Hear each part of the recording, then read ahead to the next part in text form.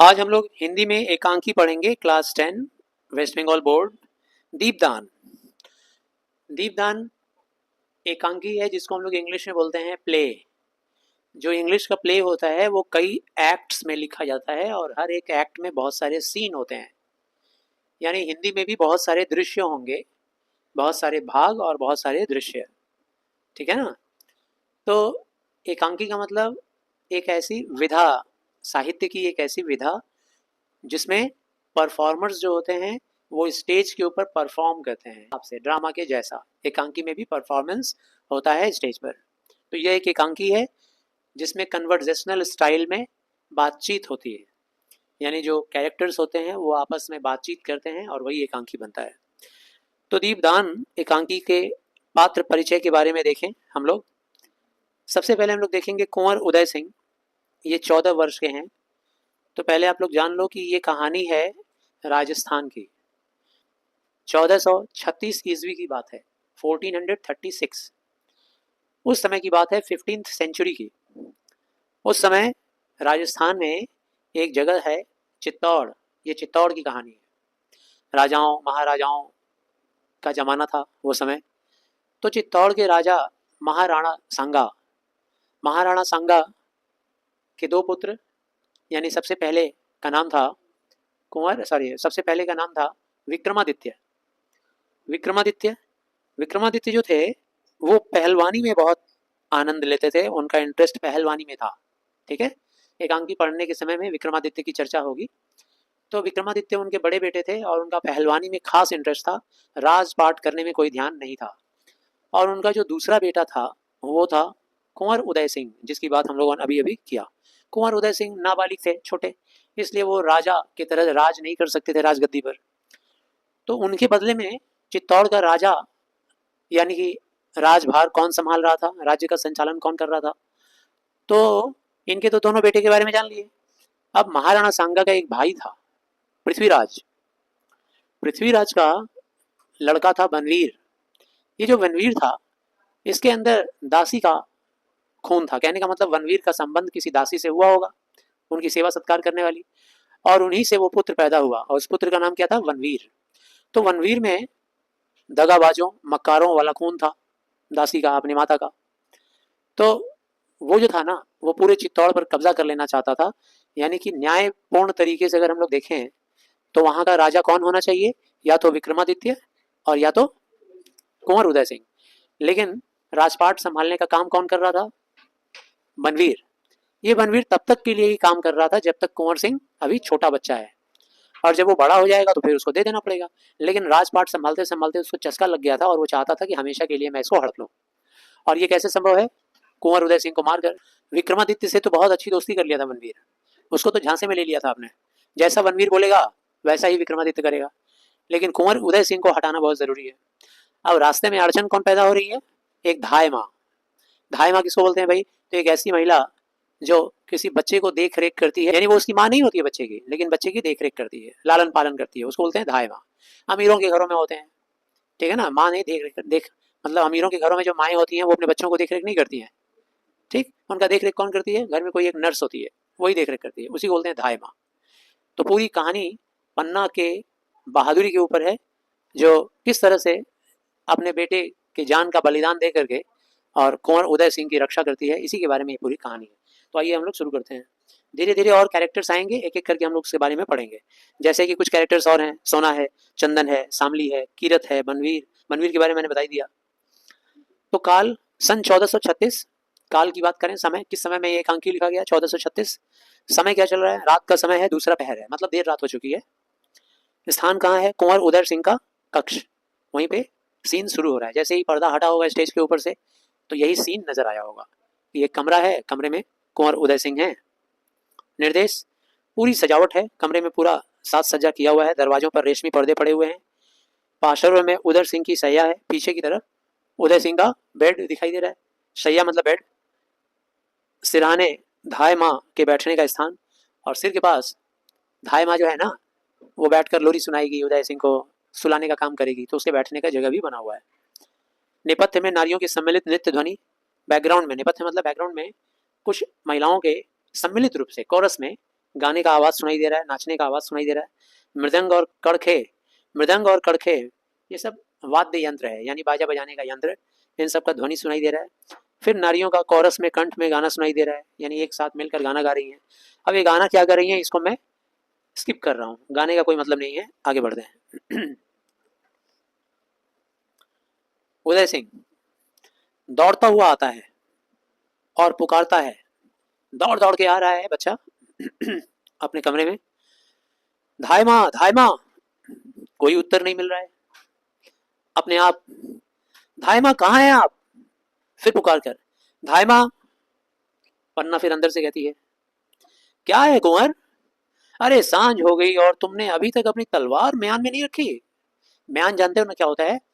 तलवार को रखने का स्थान एक देखते हो कि छोटा सा एक पाउच बनाया जाता है लंबा सा, उसी शेप का रहता है जिस शेप का तलवार होता है, और उसी के अंदर तलवार सुरक्षित रख दिया जाता है ताकि किसी के बॉडी पे लग ना जाए, चोट ना लग जाए, बहुत धारदार होता है ना। तो सावधान करती है उदय सिंह को, कहती है कि अरे शाम हो गई अभी तक अपना तुम तलवार म्यान में नहीं रखे। उदय सिंह कहता है, दाई माँ देखो ना कितनी सुंदर सुंदर लड़कियां नाच रही हैं, गीत गाती हुई तुलजा भवानी के सामने नाच रही है, चलो ना देखो ना। पन्ना कहती है, मैं नहीं देख सकूंगी लाल। उदय सिंह कहते हैं, नहीं धाय माँ चलो ना, थोड़ी देर के लिए चलो ना। पन्ना कहती है, नहीं कुंवर, मुझे इस समय नाच देखना अच्छा नहीं लगता। उदय सिंह कहते हैं, क्यों नहीं अच्छा लगता? मैं तो उन्हें बड़ी देर तक देखता रहा, और वे भी मुझे बड़ी देर तक देख रही थी धाय माँ। मैं कितना अच्छा हूं ना धाय माँ। पन्ना कहती है, बहुत अच्छे हो तुम तो चित्तौड़ के सूरज हो, महाराणा सांगा जी के छोटे कुंवर, सूरज की तरह तुम्हारा उदय हुआ है, तभी तो तुम्हारा नाम कुंवर उदय सिंह रखा गया है। उदय सिंह हंसता हुआ बोल रहा है, अच्छा ये बात है, पर क्या रात में भी सूरज का उदय होता है क्या? मैं तो रात में भी हंसता खेलता रहता हूँ। पन्ना कहती है, दिन में तो तुम चित्तौड़ के सूरज हो कुंवर, और रात में तुम राजवंश के दीपक हो, महाराणा सांगा के कुल दीपक। कुल दीपक जानते हो ना, जो खानदान का नाम आगे बढ़ाएगा, ठीक है ना, जो उनके खानदान का वंश आगे बढ़ाएगा, कुल दीपक। उदय सिंह कहते हैं, कुल दीपक, कहीं तुम मुझे दान तो ना कर दोगी दाई माँ? वे नाचने वाली लड़कियां तुल्या भवानी की पूजा में दीप दान करके ही नाच रही हैं। वे दीपक छोटे से कुंड में कैसे नाचते हैं दाई माँ? मछले हुए स्वर में बोले, चलो ना दाई माँ, तुम उनका दीपदान देख लो, जिस तरह उनके दीपक नाचते हैं उसी तरह वे भी नाच रही हैं। अब देखो यहाँ पे मैं रुक कर तुम्हें बताऊंगा, दीपदान यहाँ पहली बार आया शब्द। दीपदान क्या होता है? तो यह एक शुभ अवसर पर, ये एक शुभ सिंबल है, संकेत है। और शुभ संकेत क्या है? तो किसी जलाशय में, जैसे झील हो गया, जैसे पोखरा हो गया, तालाब कुंड हो गया, नदी हो गया, उसमें मिट्टी के दीपक में दीपक जलाकर तेल वाला या घी वाला, और उसके बाद उसको पानी में दान कर दिया जाता है। ये एक शुभ संकेत होता है, दिव्य पूजा होती है, उसी का संकेत है। तो दिव्य दान करने से इंसान का कल्याण होता है, कल्याणकारी इसके लाभ मिलते हैं।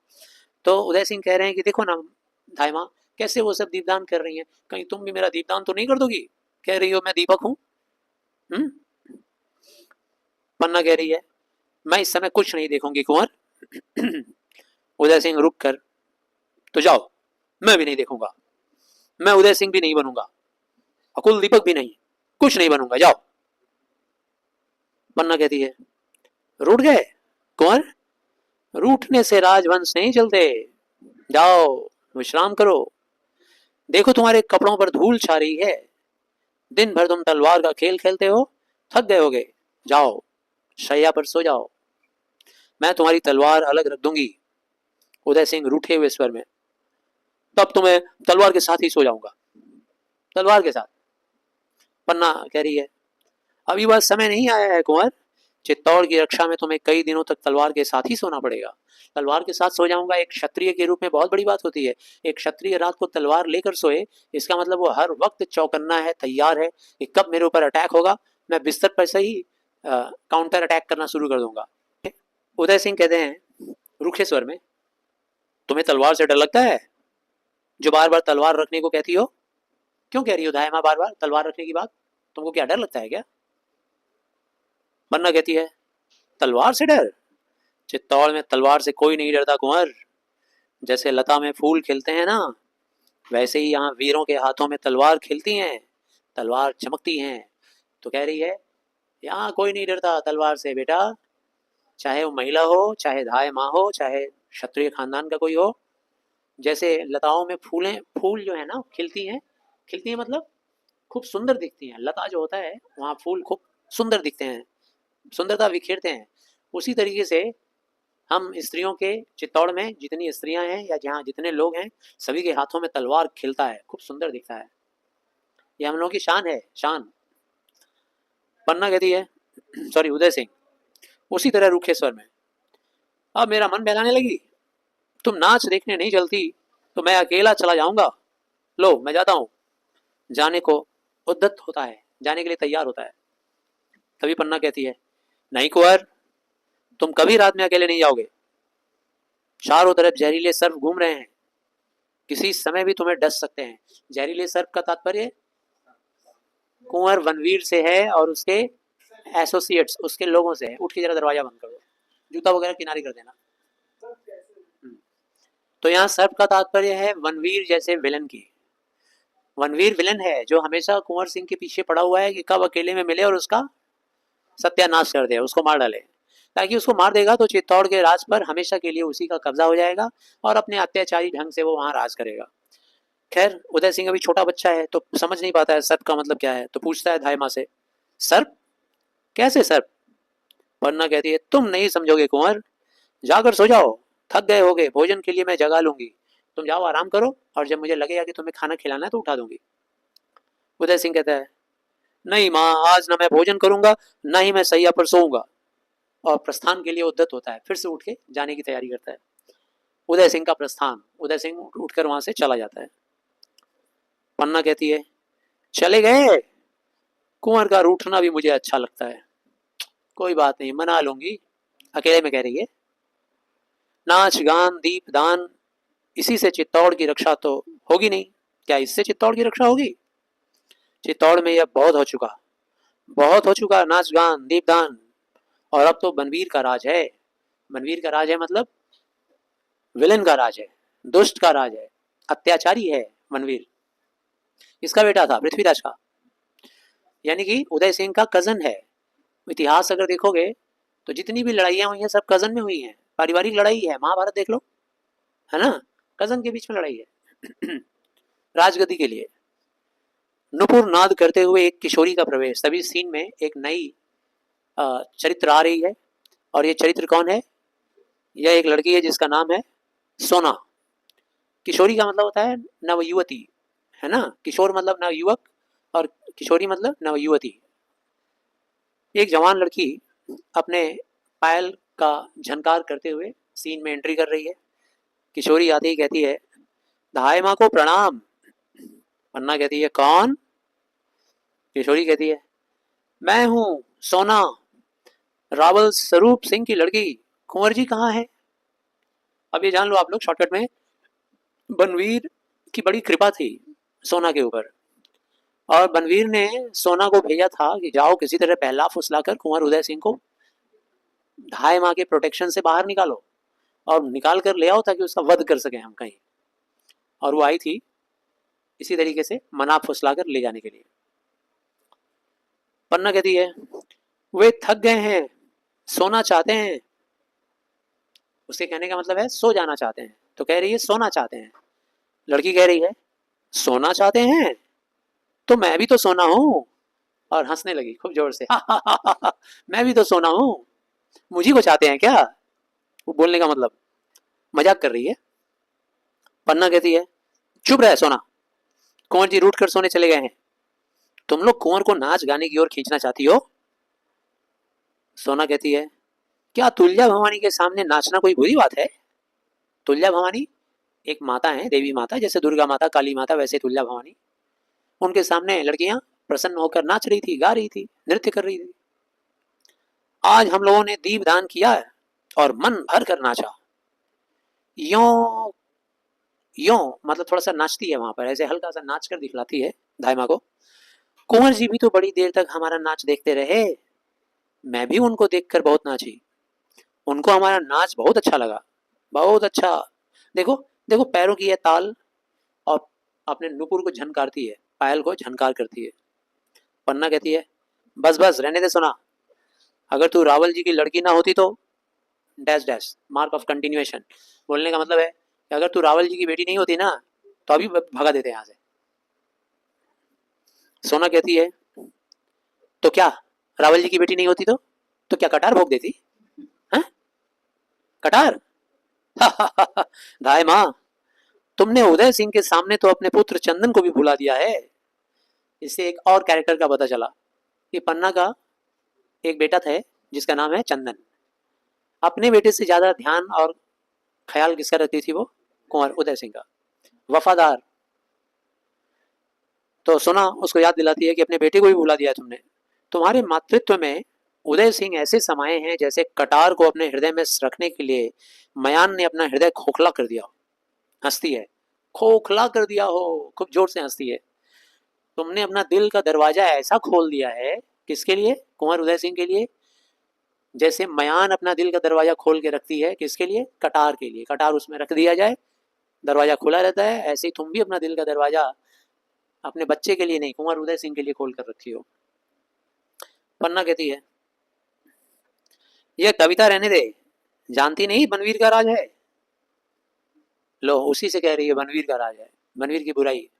सोना कहती है ओहो बनवीर, उन्हें श्री महाराजा बनवीर कहो।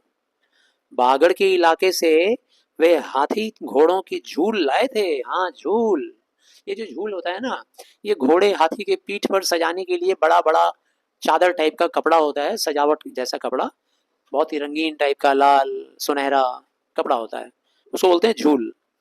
तो जब कोई राजा महाराजा जब किसी दूसरे राजा महाराजा से लड़ने जाते थे तो हरा कर उनके घोड़े हाथी का झूल वगैरह सब लूट पाट करके ले आते थे।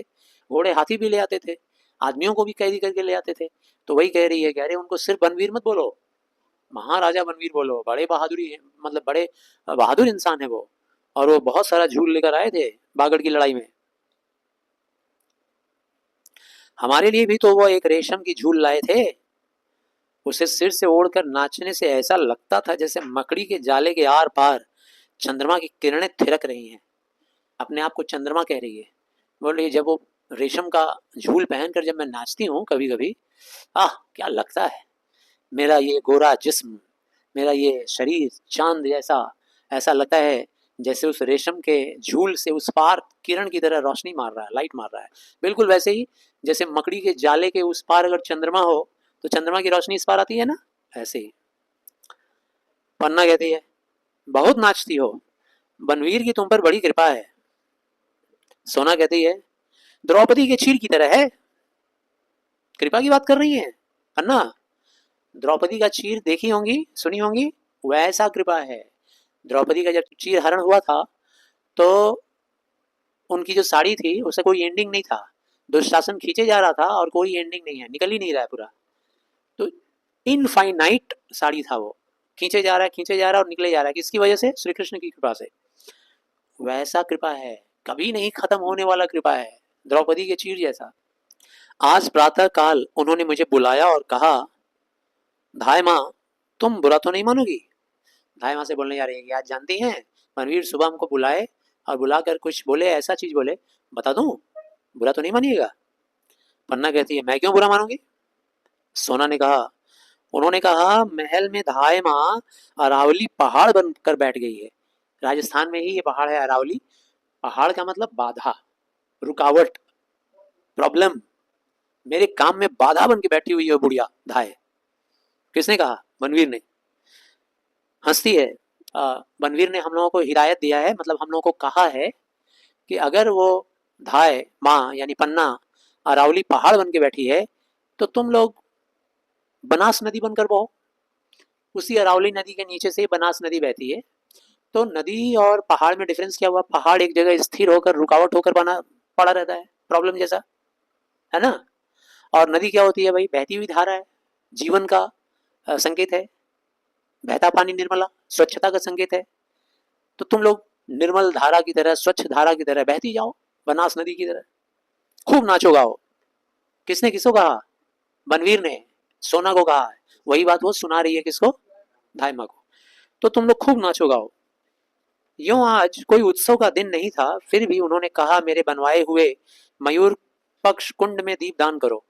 धाइमा जानती हो आज कोई उत्सव नहीं था, कोई त्योहार नहीं था, लेकिन बनवीर ने कहा था कि उनके बनाए हुए उस मयूर पक्ष कुंड में जाकर हम लोग दीपदान करें और खूब नाचे गाएं, खूब उत्सव मनाएं। जैसे भव सागर में आत्माएं तैर रही हों, या जैसे मेघ पानी पानी हो गए हों और बिजलियां टुकड़े टुकड़े हो गई हों, ऐसे नाचे हैं। ये तीनों फ्रेजेस जो हैं, इन तीनों फ्रेजेस का मतलब ये हो रहा है कि दिल खोलकर मस्ती में नाचो, झूमो, एंजॉय करो, खूब दीपदान करो, ऐसा करो कि लगे आज ही होली है, आज ही दिवाली है, आज ही सारा उत्सव है। जाओ। किसने किसको कहा? बनवीर ने। किसको? सोना को। पन्ना कहती है बड़ी उमंग में हो आज। अच्छा, बहुत जोश है आज। सोना कहती है दीपकों के साथ उमंगे भी लौ देने लगी हैं। दाइमा क्या बताएं तुम्हें, हम लोग जो दीपक आज दीपदान किए हैं ना, दीपदान, वो पानी में ऐसे ऐसे उमंगे ले लेकर तरंगे के साथ वो बह रही थी, और उसके साथ हमारी उमंगे भी बह रही हैं, हमारे अंदर की अरमान इच्छाएं भी बहने लगी हैं, उसके अंदर भी रोशनी चलने लगी है, लौ देने लगी है। भाई माँ, सारा जीवन ही एक दीपावली दीपावली का त्योहार बन गया है। मत पूछिए, आज तो हम लोगों का पूरा जीवन लग रहा है दीपावली हम लोग मना रहे हैं। पन्ना कह रही है तो यही त्योहार मना रही हो तुम? अच्छा, तो कोई मतलब खास बात नहीं, यही है इसीलिए नाच गाना बजाना ये सब चल रहा है। सोना कहती है मैं ही क्या, सारे नगर निवासी ये त्योहार मना रहे हैं। मेरी बात कर रही हो दाइमा? पूरा नगर मना रहा है ये त्योहार। नहीं मना रही हो तो सिर्फ तुम धाइमा, तुम। पहाड़ बनने से क्या होगा, राजमहल पर बोझ बनकर रह जाओगी, बोझ। पहाड़ क्या होता है? एक तरह का रोड़ा होता है, बोझ होता है, प्रॉब्लम होता है। ऐसे बन के बैठी रहोगी ना प्रोटेक्शन करते हुए उदय सिंह का, तो बोझ बनी रह जाओगी। और नदी बनो तो तुम्हारा बहता हुआ बोझ पत्थर भी अपने सिर पर धारण करेंगे, पत्थर भी।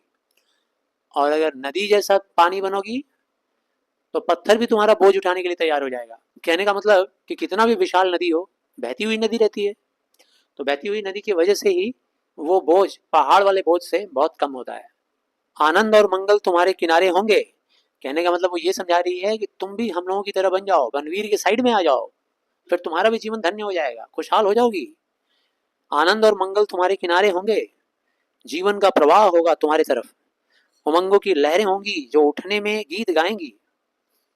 तुम्हारे जीवन में ऐसी उमंगे आ जाएंगी, जब वो उमंगे उठेंगी तो लगेगा जीवन संगीतमय हो गया, तुम्हारा जीवन धन्य हो जाएगा। गिरने में नाच नाचेंगे, और जब वो लहरें नीचे गिरेंगी तो ऐसा लगेगा जैसे डांस कर रही हैं। ऊपर उठेंगी तो संगीत, नीचे उठेंगी तो डांस। गीत और नाच दाइमा, गीत और नाच, जैसे मुख और सुहाग एक साथ हंस रहा हो। और जब दीपदान का दीपक अपने मस्तक पर लेकर चलोगी धाइमा, तो ज्ञात होगा धाइमा, जैसे शुक्र तारे को मस्तक पर रखकर उषा आ रही है। कभी ऐसा दिन लाओ ना अपने जीवन में, एक बार हम लोग की तरफ करके देखो, दीप को अपने सिर पर लेकर चलो, देखो कैसा लगेगा, कितना सुंदर लगेगा एहसास। ऐसा लगेगा दूर से देखने पर जैसे शुक्र के तारे मस्तक पर अपने किरण लेकर आ रहे हैं। इसका मतलब यही है कि बनवीर के कहे अनुसार बनवीर के साइड में आ जाओ और देखो तुम्हारा जीवन कितना खुशहाल हो जाएगा। पन्ना कहती है बनवीर के अनुग्रह ने तुमने पागल बना दिया है सोना। अनुग्रह मतलब विनती, निवेदन, प्रार्थना। बनवीर जो तुमसे काम करवा रहा है उसकी वजह से तुम पागल बन गई हो, उसी के नशे में हो तुम अभी। सोना कहती है धाइमा, हर बात को काट काट के एक एक तो फिलोसफी सुना रही है सोना। कह रही धाइमा पागल कौन नहीं है, महाराणा विक्रमादित्य अपने 7,000 पहलवानों के साथ पागल हैं। विक्रमादित्य कौन है? उदय सिंह का बड़ा भाई। चाहता तो वो राज कर सकता था, कुंवर उदय सिंह का भाई, लेकिन क्या करता है, पहलवानी करता है। सारा दिन पिस्ता बादाम खाता है, एक्सरसाइज करता है, पहलवानों को लेकर लड़ता है, लड़ाता है, यही उसका काम है। राजपाट में कोई इंटरेस्ट नहीं। और बनवीर ने उसको फंसा लिया था दोस्त बनाकर। मल्ल क्रीड़ा ही तो उसका पागलपन है। तो यहाँ सोना ये समझाना चाह रही है कि सभी पागल हैं, सभी नशे में हैं, कौन नशे में नहीं है। बनवीर को ही क्यों बोल रही हो, हम ही को क्यों बोल रही हो? विक्रमादित्य पागल नहीं है। महाराज बनवीर महाराणा विक्रमादित्य की आत्मीयता से पागल हैं। बनवीर की बात कर लो तो बनवीर भी पागल है, महाराणा विक्रमादित्य की दोस्ती में पागल है। वे विक्रमादित्य के अंतःपुर में प्रलाप करते हैं, यह आनंद ही उनका पागलपन है। दोनों इतने अच्छे दोस्त हैं, कौन? विक्रमादित्य और बनवीर। सारा नगर आज के त्योहार में पागल है। पागलों की बात कर रही हो तो लो सुनो, सारा नगर आज पागल है। तुम कुंवर उदय सिंह के स्नेह में पागल हो, और मैं मेरी कुछ न पूछो धाय माँ, मैं तो इन सब के पागलपन में पागल हूं, तुम चाहे जो कहो। हाँ तो कुंवर सिंह, हाँ तो कुंवर उदय सिंह कहाँ है? फिर से आ गई उसी टॉपिक पे। पन्ना कहती है कुंवर उदय सिंह को छोड़ो सोना, वे बहुत थक गए हैं, अब सो रहे होंगे, तुम जाओ, यहाँ कहीं तुम्हारा पागलपन काम ना आएगा, सॉरी, यहाँ कहीं तुम्हारा पागलपन कम ना हो जाए। सोना कहती है मेरा पागलपन? हर बात में काट है उसके पास। कह रही है पागलपन कम होता है क्या? कभी नहीं धाय माँ, पागलपन कभी कम नहीं होता है। पहाड़ बढ़कर कभी छोटे हुए हैं, नदियां आगे बढ़कर कभी पीछे लौटी हैं। कितना सुंदर बात बता रही है। फूल खिलने के बाद कभी कली बने हैं, सब आगे बढ़ते हैं, नहीं बढ़ती हो तो सिर्फ तुम, सदा एक जैसी हो, एक जैसी। तुम्हारा पागलपन भी सदा एक जैसा है। मैं रावल की बेटी हूं, शायद सामंत की बेटी बनूं, शायद महाराज की बेटी बनूं।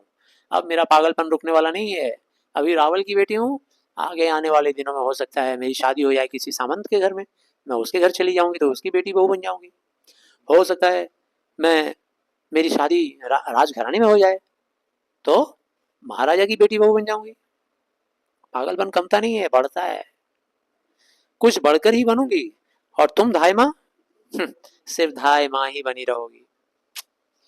वरना कहती है सोना, मुझे किसी से ईर्ष्या नहीं है, मैं जैसी हूं अच्छा है, राज सेवा में जीवन जा रहा है, यही मेरे भाग्य की बात है। फिर सोना काटते हुए बात कहती है भाग्य तो सबके होता है धाय माँ, ये नुपुर मेरे पैरों में पड़े हैं तो इनका भी भाग्य है। लो, इनका भाग्य क्या है? ये हमेशा रुंझुन रुंझुन करेंगे, हमेशा झुनझुनाएंगे, बस इतना इनका भाग्य है। ये कोई रानी महारानी नहीं बन जाएंगे, बस यही इनका भाग्य है, झुनझुनाएंगे।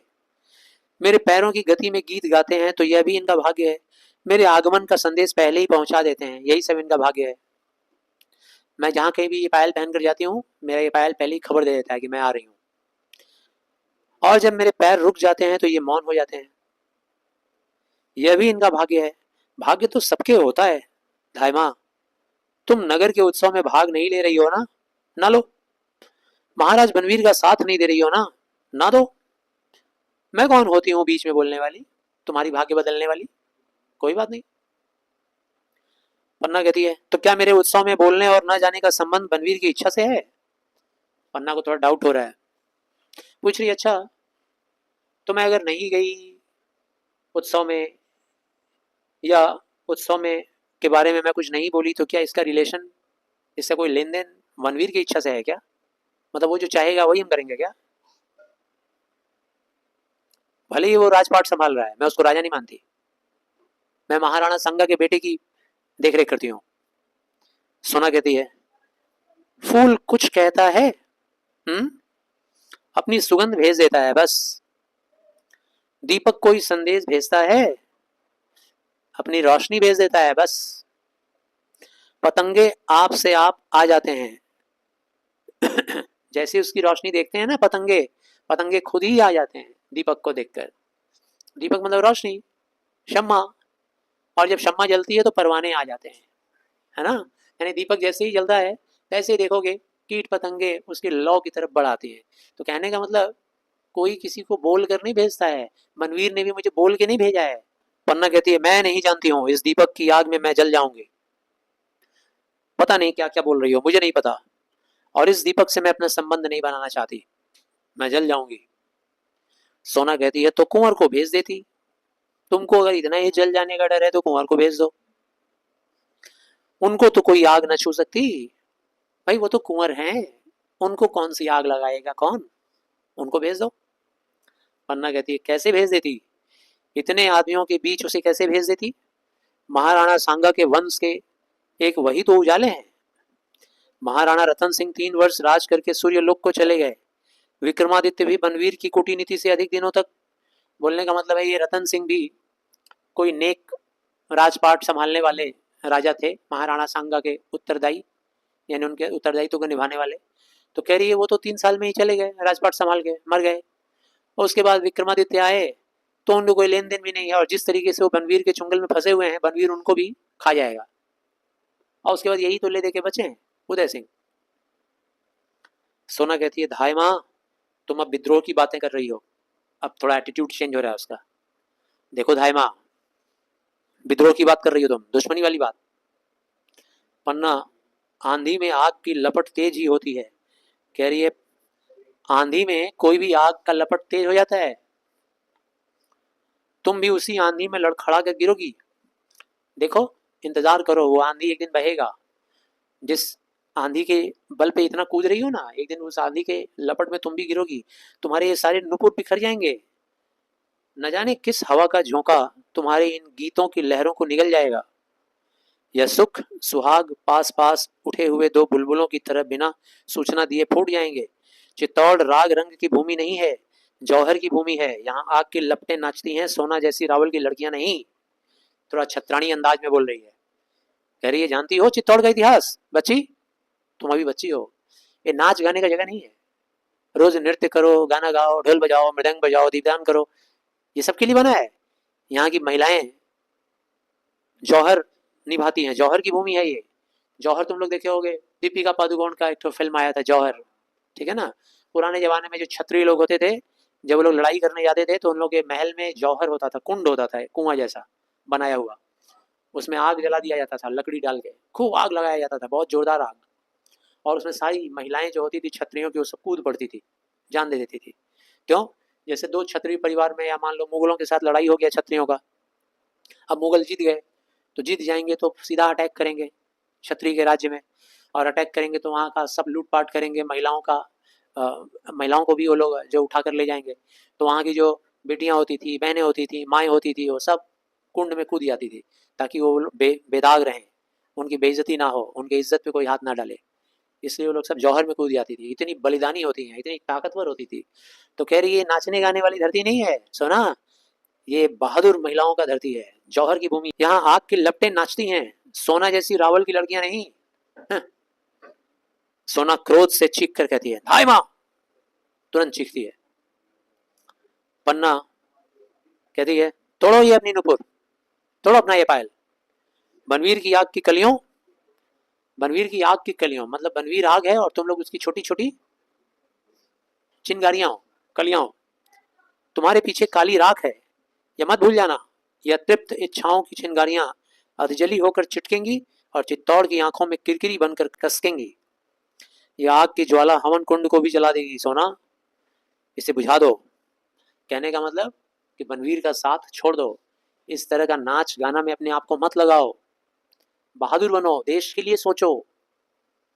बनवीर जैसे विलन का साथ मत दो, उसके साथ रहोगी तो एक दिन जल जाओगी, उसी की आग में जल जाओगी। वो तो दुष्ट इंसान है, किसी को नहीं छोड़ेगा, तुम्हें भी नहीं छोड़ेगा। यहाँ का त्योहार आत्म बलिदान है।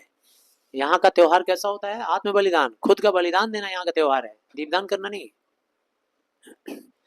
यहाँ का गीत मातृभूमि की वंदना का गीत है। यहाँ ऐसा गीत नहीं है जैसा तुम लोग गा रही हो, ऐसा नाच नहीं है। यहाँ जब हम लोग अपना बलिदान देते हैं ना, तो उसको फेस्टिवल के रूप में मनाते हैं।